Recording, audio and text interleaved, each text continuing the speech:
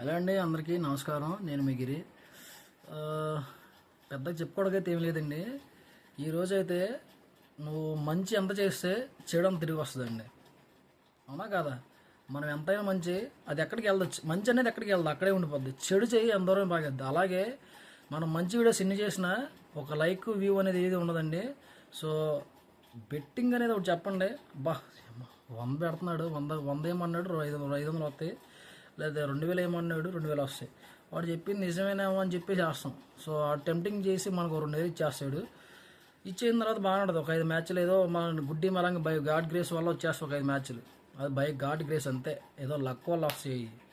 ఇది అంటారు సార్, అదేంటి నక్క దొక్కం తొక్కొచ్చామని చెప్పేసి ఆ టైప్లో అన్నమాట. ఒక ఐదు మ్యాచ్లు మనకి ఇస్తే అయిపోద్ది ఇక.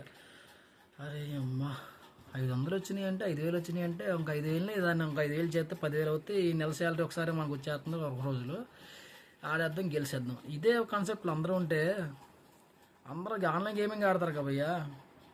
అందరూ ఆన్లైన్ గేమింగ్ ఆడి డబ్బు సంపాదిస్తారు కదా. వాడు ఎవడో చెప్తాడు ఒకడు, భయ్యా నేను ఇప్పుడే డ్రా చేసుకొచ్చా, ఎంత ₹1,00,000.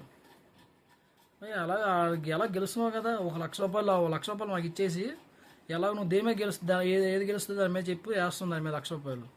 వచ్చిన తర్వాత దాంట్లో లాభం వస్తుంది, ఎందుకంటే మనమే గెలుస్తాం కదా. అలాగూ వచ్చిన తర్వాత గెలిచిన తర్వాత నేను ₹1,00,000 ఇంక ఇచ్చేస్తా, లాభం తీసుకుంటా.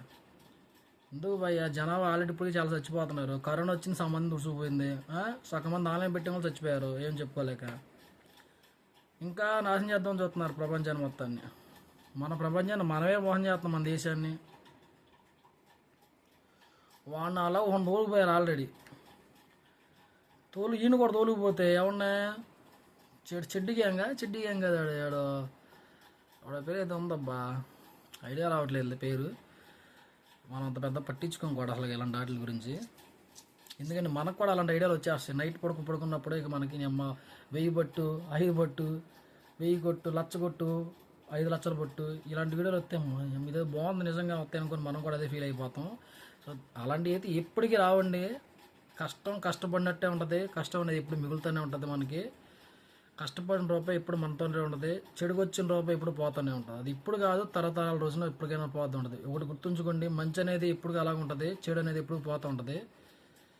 సో మీకేంటంటే ఒకవేళ అలా చేసినా ప్రతి ఒక్కరికి ఒక రోజు వస్తుందండి. వచ్చిన రోజు అంతా తుడిచిపెట్టుకుపోద్ది, మనదంటూ ఏది ఉండదు.